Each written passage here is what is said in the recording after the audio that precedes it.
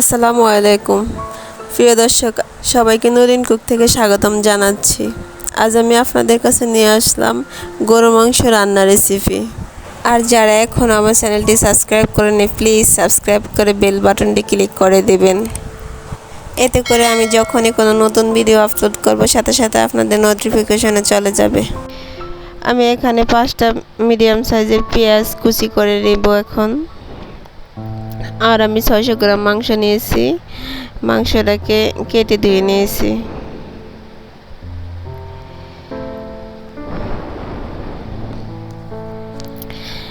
এখন আমি মাংসের সাথে পেঁয়াজ কুচিগুলো দিয়ে দিব, আর স্বাদ মতো লবণ দিয়ে দিব, আর দিয়ে দিব মরিচের গুঁড়ো, আর দিয়ে দিব হলুদ গুঁড়ো, আর দিয়ে দিচ্ছি 2টা এলাচ, 2টা তেজপাতা। আমার গরম মশলা গুঁড়ি করা আছে, জন্য আমি গোটা কম দিয়েছি। তেল দিয়ে আমি এগুলাকে ভালো মতো মেখে নেব, আর দিয়ে দেব আদা রসুন। মাংসগুলা যখন কষানো হয়ে যাবে তখন আমি মশলার গুঁড়ি দেব।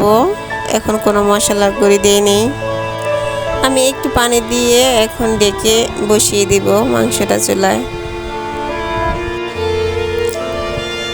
5 মিনিট 10 মিনিট পর পর আমি মাংসটা একটু নেড়ে চেড়ে দেব।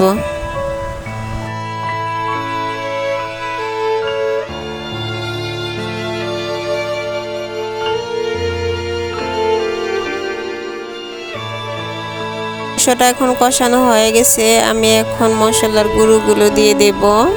আমি সব মশলা একসাথে গুঁড়ো করে রাখছি, জয়ফল, এলাচ, দারচিনি, সব মশলা গুঁড়ো করে রেখেছি। এখন মশলাগুলো দিয়ে দিলাম, দিয়ে আমি ভালোভাবে মিক্স করে নেব।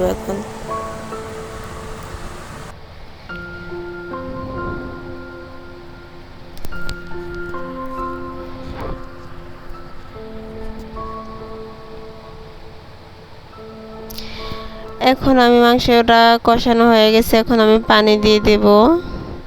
পানি দিয়ে আরও 10 মিনিটের মতো এগুলাকে চুলায় রাখবো।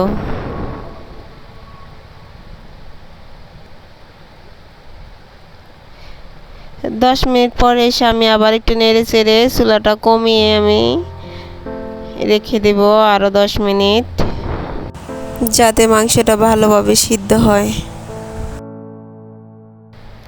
10 মিনিট পরে আমি আবার নেড়ে চেড়ে দেব। নেড়ে চেড়ে দিয়ে আরও 10 মিনিটের জন্য রেখে দেব।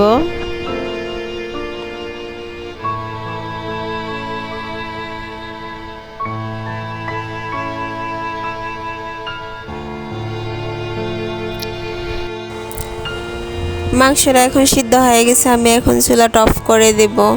প্লিজ আমার চ্যানেলটি যারা সাবস্ক্রাইব করেনি এখনও সাবস্ক্রাইব করে দিবেন, আর একটা লাইক কমেন্ট করে দিবেন। আর আমার ভিডিওটা যদি আপনাদের কাছে ভালো লাগে তাহলে আপনাদের আত্মীয় স্বজনের মাঝে, পরিবারের মাঝে শেয়ার করে দিবেন। আর আমি এখন বিদায় নিলাম, সবাই ভালো থাকবেন। আল্লাহ হাফেজ।